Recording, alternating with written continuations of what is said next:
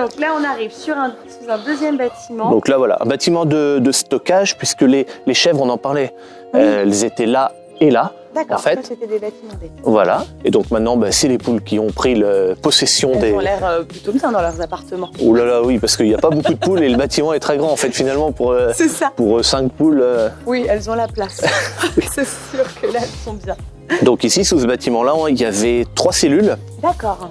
3 cellules de stockage de grains. Ouais. Et on voit qu'il y a des outils de reprise. Voilà, c'est ça. Donc elles ne servent plus maintenant. Ouais. C'est terminé parce que la coopérative se charge très bien du stockage et de la revente. Oui, donc c'est plutôt de leur partie. Exactement. Puis elle a un principe de fonctionnement, ma coop, qui permet de faire toujours un lissage. Oui. Donc on peut jamais tomber dans des crêtes. Bon alors. Les crêtes positives, du coup, moins, mais les crêtes négatives, de toute façon, on les évite aussi. Ça vous donne une sécurité. Voilà, exactement. Et puis, les marchés, les trucs, moi, c'est pas mon boulot, quoi. C'est du travail de financier, voilà, maintenant. Exactement. On voit le cours de la céréale. Ils ont du personnel qui sont spécialisés là-dedans, ils font leur truc, c'est leur métier, chacun son taf en même temps. Voilà, moi, je suis pas un trader ni un machin. Non. Donc je leur laisse faire. Sur une exploitation, c'est ce qu'on disait. Il y a du temps à passer, surtout dans cette ère, avant de pouvoir s'occuper de ce genre de choses. Tout à fait. Là, avant, c'était vraiment une exploitation autonome, quoi. Oui, complètement. La récolte, le stockage. Complètement. Qui se faisait sur place. Une partie du stockage, parce qu'évidemment, avec ça, on peut pas stocker la totalité, évidemment. Sûr. Mais voilà, il y en a une qui est conservée, celle où il y a la vis qui est là, c'est pour avoir du grain un peu pour les poules pour toute l'année. C'est le blé de dépannage qui est là. Après, on a les 2 reliques là qui servent encore, le moulin. On met du blé dedans et ça ressort de la farine. Okay. Et donc mamie se sert de ça pour les poules et tout ça. Puis la balance, on s'en sert pour peser quelques sacs de grains. Là, j'ai préparé quelques sacs de phyto, de collecte pour Adivalor. C'est ma coop qui s'occupe de ça. Puis ensuite, il me donne des dates, de telle date à telle date, tu peux emmener les sacs. Donc je note après moi mon nom et mon machin dessus. C'est organisé et au moins ça permet... Voilà. C'est intéressant d'avoir une transparence de ta part, toutes ces choses-là, c'est bien que tout le monde se rende compte un peu du fonctionnement, de savoir comment ça se passe. Oui, ça fait partie du truc. Donc on n'a pas le droit de faire n'importe quoi. Donc Il faut le faire avec plaisir finalement. Je pense que c'est... on a envie de faire les choses bien et tout se passe bien. Super. Alors, on a une partie de moissonneuse. Voilà, la coupe est stockée ici. La coupe est là, Là, on a le capotage, c'est de la remorque parce qu'on a fait des bricoles, on l'a posé là en attendant. D'accord. Donc la moissonneuse qui t'appartient, c'est pas l'utilisation, pas de la CUMA. Je vois que tout le matériel t'appartient de tout. Voilà, j'ai rien du tout, ni en CUMA, ni en copropriété, rien du tout. Tout est à moi. Parce que mon côté maniaque m'empêche aussi d'avoir de la copropriété et parce que je suis comme ça, si j'avais un matériel en commun, l'autre il s'en servirait pas comme moi j'ai décidé, donc il vaut mieux pas. Mais peut-être qu'il ferait mieux que moi, ça se trouve en plus, mais comme c'est pas moi qui ai décidé et ce serait pas bien, et puis il fait pas comme il faut, et puis je veux le machin, mais c'est lui qui l'a, et puis il s'en sert. Non. Donc vaut mieux pas forcément s'équiper trop gros, mais à soi. Alors voilà, j'ai du matériel plus vieux, plus petit, mais je m'en fous parce qu'il est tout à moi, je fais ce que je veux, quand je le casse, c'est mon problème à moi. On s'en veut à soi-même, on râle, mais c'est... Et voilà, exactement. Et puis je sais l'entretien qu'on fait, moi et papa, sur le matériel. Donc j'ai jamais de surprise en fait, ou quasiment jamais. Oui, tout à fait. Donc voilà, c'est ma façon d'être et je suis comme ça. Et puis voilà, après, il y en a les autres, il en faut pour tout. Complètement. Et puis voilà. Ça arrangeait à tout le monde. Donc ici après on a du matériel un petit peu épars. Le tractopelle qui sert beaucoup, même si je le montre pas beaucoup finalement en vidéo. On très peu dans on le voit pas souvent, qu'une ou 2 vidéos dans l'année, ça va être à peu près tout. Mais après, je filme pas toujours, il fait du travail, il va servir de brouette. C'est moins valorisant qu'un travail en champ où on peut voir ta technique, on peut voir tes chantiers en cours. C'est vrai que celui-là, c'est de la point secondaire parfois les vidéos. Complètement. Il y a besoin de faire un trou. Tiens, pour la bineuse qui est garée là-bas, je vais la sortir avec le tractopelle parce que, évidemment, les bâtiments étant pas adaptés, elle est trop grande et donc je la sors avec le tractopelle comme ça. Non, c'est sûr que on voit dans tes vidéos au moment où la bineuse va se poser au sol et puis on ne voit pas les coulisses. On les a, les coulisses, ils sont là. Donc là, on a une autre benne céréalière. D'accord. 9 tonnes, un essieu. Du coup, 9 tonnes. C'est sûr. Elle va servir soit à faire le tampon à un moment donné où on veut moissonner un peu plus tard, la coop est fermée, donc on va servir de celle-là. De temps en temps. Voilà. Après, on va s'en servir aussi. Alors, une des deux autres bennes, là-bas, celle-ci et un petit caisson qu'on a plus loin. D'accord. Quand je termine de moissonner, je les remplis et ça va. C'est pour mes semences. En fait. Donc le grain est conservé dedans. Semence qui est là-dedans. Voilà, on va mettre une bâche par-dessus, mais encore que même c'est pas les oiseaux qui vont m'en manger une tonne. En plus, là, ça va encore. Oui, voilà, les oiseaux vont pas m'en bouffer une tonne dedans. Non, ils viennent avant quand c'est semé. Voilà.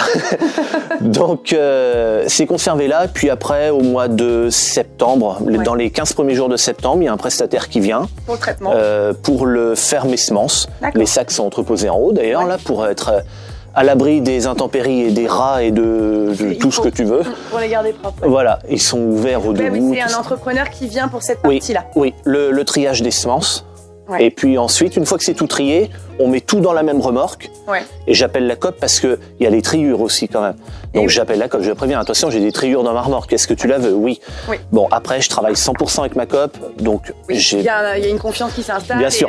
Après, effectivement, si ma COP, je livre 2 bennes dans l'année et puis tout le reste, je le livre ailleurs, que si je lui dis que j'ai des triures, il va me dire non, puis c'est normal. Évidemment. Et puis il faut trouver son intérêt à évidemment. Évidemment.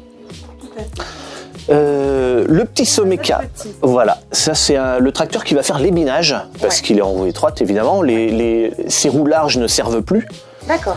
Alors il est un peu large, hein. Ça fait un peu bizarre, mais en même temps il faut ça pour qu'il soit dans la voie combinée. Dans le passage, Voilà, on l'a vu travailler quand il y a eu la vidéo de plantage de pommes de terre. Entre autres. Avec le papy qui s'est attelé à la tâche. Ouais. Donc là, il est attelé sur le rotovator puisque on va commencer à préparer le jardin et tout ça. Donc le chantier arrive, on a. Voilà, donc il fait le jardin. Et en plus le binage pour le travail de la ferme. C'est ça.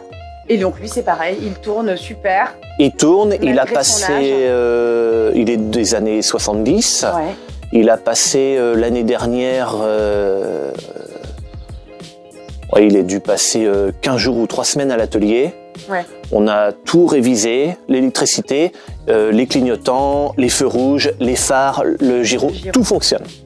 Tout fonctionne sur ce tracteur. Et tout est réparé de toute façon sur place s'il y a un problème. C'est extrêmement rare que tu arrives à pouvoir trouver le. Oui, la concession se déplace quasiment jamais sur l'exploitation.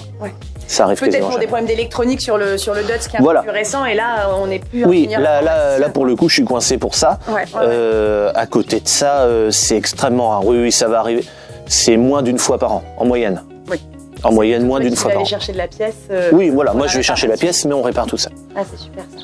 Et donc on a cette belle charrue qui est encore là et qui sert encore. Voilà, une charrue Goisin qui avait été achetée à l'époque, alors elle a 7 corps. Oui. Elle avait été achetée en 6 corps à l'origine, parce que c'était le 115 qui était dessus. Ok. Et d'un point de vue puissance, il fallait. 6 corps c'est assez pour le 115, mais c'était bon. Il arrivait à traîner sa charrue, sans trop de difficultés. Hein. Et ensuite, c'est le New Holland qui est passé sur la charrue. D'accord. Donc on passait de 115 à 160 chevaux. Et papa a décidé de racheter le 4e corps en fait de la partie avant de la charrue, puisqu'elle était en 3 et 3. D'accord. Maintenant, elle est en 4 et 3. Elle était vendue en 7, hein. C'est papa qui l'avait fait enlever à l'achat. Ok. Oui, donc elle était prédisposée à pouvoir recevoir le nombre de corps qu'il a maintenant. Tout simplement. Et les pièces, tu l'équipes comment cette charrue-là? Alors c'est de la pièce acier normale. Tu la laisses en standard? Oui. T'es pas sur des sols qui usent forcément, même je regardais sur les disques. Oui, voilà, c'est pas spécialement très usant et en plus je peux pas.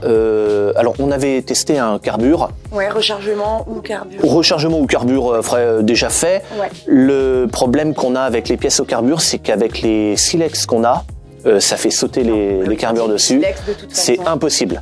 Ça sert à rien. Tu fais 2 allers-retours dans le champ, il y a la moitié des pointes qui ont éjecté le carbure dessus. Donc finalement rester en standard, quitte à renouveler un peu plus souvent et encore celle-ci elle sort pas forcément tout le temps. Non, parce qu'elle va faire que la surface de tournesol. Finalement, donc cette année il y a je sais plus une 60aine d'hectares de tournesol. Donc voilà, elle fait son. Sur du standard. Oui.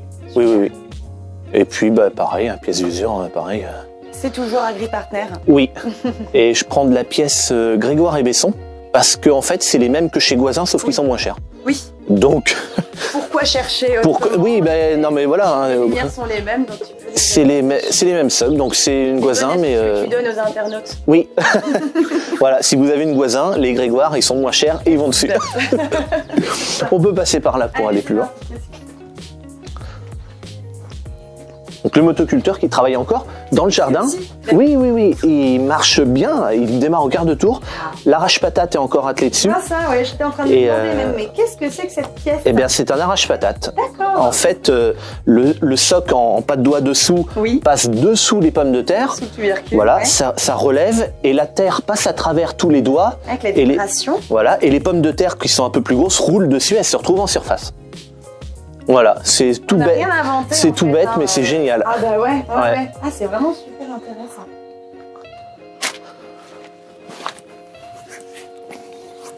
Donc ici, on a un broyeur de jachère, si on veut par là.